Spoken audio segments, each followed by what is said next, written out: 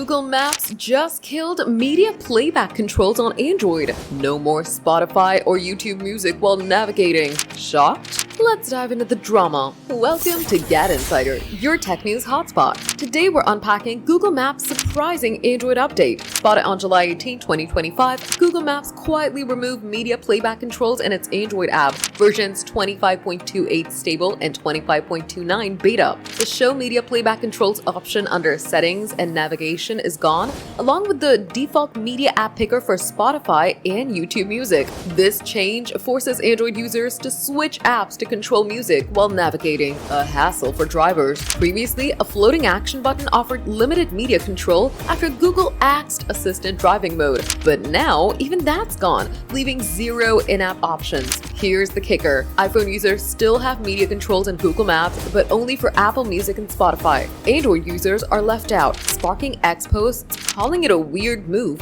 as Google pushes Gemini AI integration across its apps. With 1.5 billion monthly Maps users, this change disrupts Android drivers who multitask. Is it a bug or a deliberate cut to streamline for Gemini? X users are buzzing, demanding answers, as Google stays silent on whether it's permanent. Google's focusing on Gemini, so this could be a shift to AI-driven features. Will media controls return, or is Android stuck without them? Stay tuned for updates as we dig into Google's next moves. Are you annoyed by Google Maps Android change? Drop your thoughts in the comments, smash that like button, subscribe to GadInsider, and hit the bell for more tech scoops.